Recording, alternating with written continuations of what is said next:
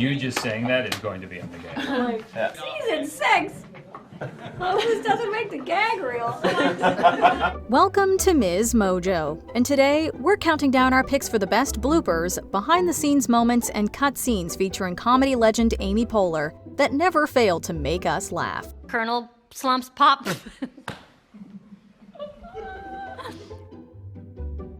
Number 10. Debbie Downer, Saturday Night Live.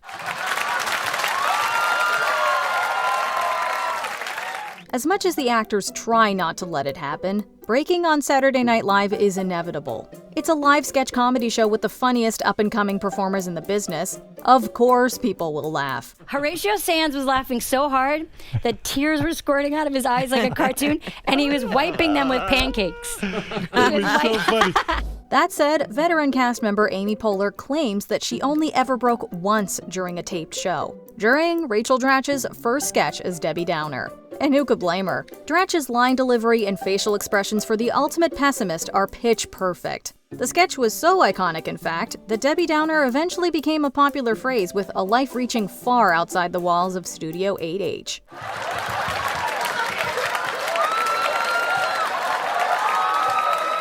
Number 9. Parks Pregnancy, Parks and Recreation. You're going to be a beautiful new town. I'm not pregnant. Leslie or Amy. No Never again. The release of Baby Mama coincided with the real-life pregnancy of Amy Poehler, who would give birth to her first son in October of the same year.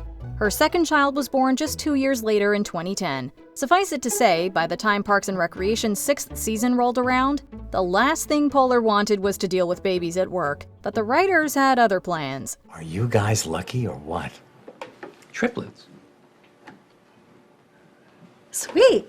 In a blooper for the show's 4th episode, the actress insisted that she was, quote, not being pregnant on America's TVs no more. But by the end of the season, Leslie was revealed to be pregnant with triplets. The stark contrast between the reactions of the actress and character add to the behind-the-scenes hilarity.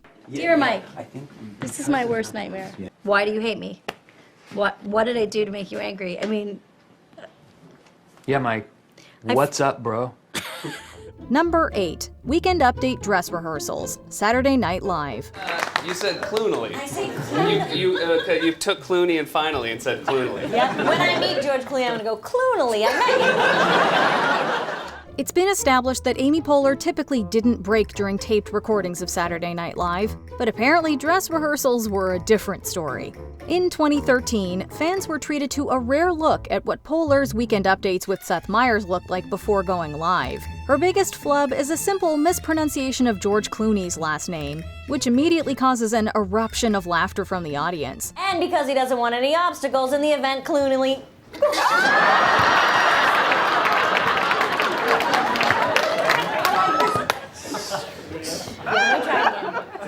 She also adds an intentionally rude gesture to the end of one of her stories, before disappointedly lamenting that she won't be able to recreate it on air. Understanding how easy it is to make mistakes, she also offers a bit of moral support to her co-host, in the voice of Rosie Perez. Star Trek's George to do a little Rosie Perez to get me out of it. Oh my God, Seth, you can do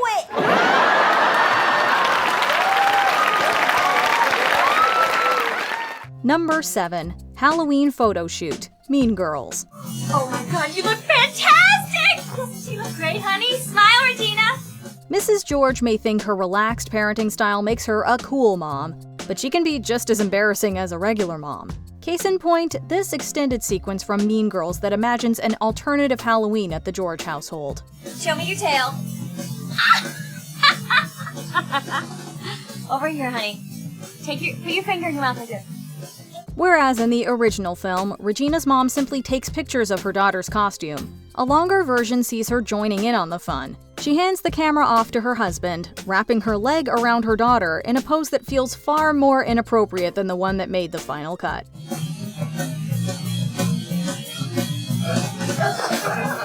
Number 6. So much wardrobe, so little acting. Blades of Glory. The medals may be heavy, but what the are our lines? The 2000s were so chock full of comedies that we wouldn't blame you if you never caught Blades of Glory. The film tells the story of two disgraced ice skaters who find their way back into the rink by competing as a pairs team.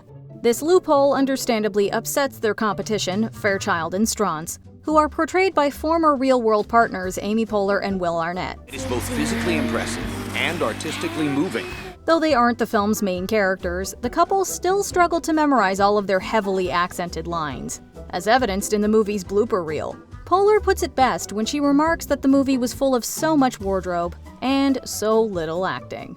So much wardrobe, so little acting. These words are impossible to remember. It's like Chinese to me. Number 5. This set is haunted. Parks and Recreation. They say laughter is the best medicine, but in this case, it seems to have done more harm than good. While filming for Parks and Recreation's 4th season, a scene between Ben and Leslie was briefly interrupted by Rashida Jones's sneezing. You're the only one. Sorry. The actors laughed it off, and so did the film crew. Just as the cast seemed ready to restart, a boom mic fell into frame, hitting Poehler on the head. No. Oh.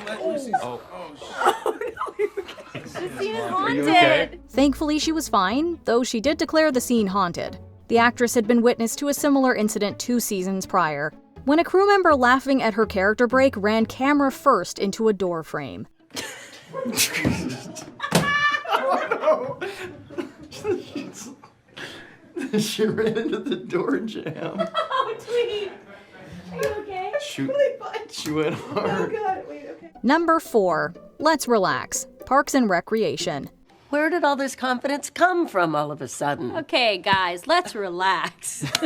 Sorry. When you get a fit of the giggles, it can be hard to stop. Amy Poehler knows this all too well, as illustrated by this blooper from the 3rd season of Parks and Recreation.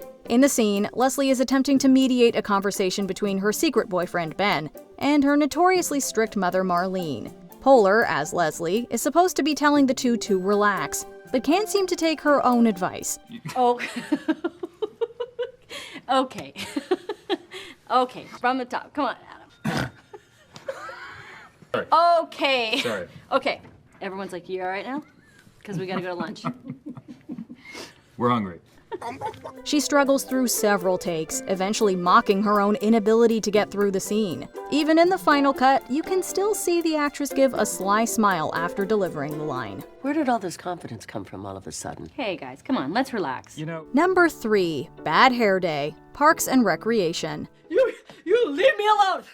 Are you like that lady You don't need to know my life! You don't need to know my life! Leslie Knope is no stranger to a bad hair day. In Parks and Recreation's 1st season, she got a sassy and powerful cut dubbed The Mayor, which made her the center of attention at her mother's award banquet. But that moment pales in comparison to this season 5 blooper. In the episode, Leslie's given news mid-perm, and is left desperately trying to undo all of the rollers caught up in her hair. Unfortunately, during one take, undoing the rollers also pulled apart Poehler's wig. That's what I'm gonna do. I'm gonna tell him that he needs to vote for it, and he's gonna do it. I'm just gonna make him do it.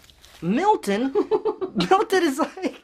Though the scene is instantly ruined, Poehler adds to the hilarity by staying in character with Aziz Ansari, joking about the idea of Leslie wearing a wig to work. What just happened to your head? Do you wear a wig to work? What's happening? Number 2. Straightened Cherry Stem. Parks and Recreation. Wow, did you just make that straight? Oh my goodness. Can you teach me how to do that? Tying a cherry stem into a knot with your tongue is a popular bar trick with salacious implications. Of course, Leslie Knope isn't one to flirt normally. She goes the extra mile. In this scene, the parks employee subverts expectations by straightening out a once twisted stem. The object of her affection, Ben Wyatt, appears to be both impressed and amused by the action, asking if she can show him how to do it. The presumably improvised scene is so clever and endearing that it's hard to believe a version of it didn't make the episode's final cut. Wait, let's knot up some cherry stems and you can teach me how to straighten them out. Before we continue, be sure to subscribe to our channel and ring the bell to get notified about our latest videos. You have the option to be notified for occasional videos or all of them. If you're on your phone, make sure you go into your settings and switch on notifications. Number 1. Multilingual Flub. Parks and Recreation. Ben and I, don't do that. Ben and I are getting married, and I'm so excited. I want to tell everybody. Everybody. In Parks and Rec's 5th season, Ben proposes to Leslie, and she immediately wants to tell the world. In a confessional, the newly engaged pair reveal that they've even received noise complaints as a result of her enthusiastic sharing. Ben and I are getting married, and I've been telling everybody about it. I'm so happy I want to shout it from the rooftops. And she has. We've gotten several noise complaints. We're getting married! All right. It's a funny concept, particularly if you imagine Leslie literally shouting about her love from the rooftops. But it wasn't what the writers initially had in mind for the scene. The blooper reel reveals that Leslie was initially meant to memorize the phrase, "We're getting married," in Spanish, Dutch, and Klingon, in order to tell as many people as possible. Nos vamos. She memorized "We're getting married" in Spanish. Nos vamos a casar. Unfortunately, it was impossible for Poehler and Scott to get through the line without breaking into laughter. We can't say we blame them. She memorized "We're getting married" in Spanish, Nos vamos a casar. Dutch, Ik ben verliefd. and Klingon. Maak ook dag nu vast. That one was... that was for. What is your favorite Amy Poehler role? Let us know in the comments. How many of you are planning on using toxic Western medications for your own selfish comfort? Anyone?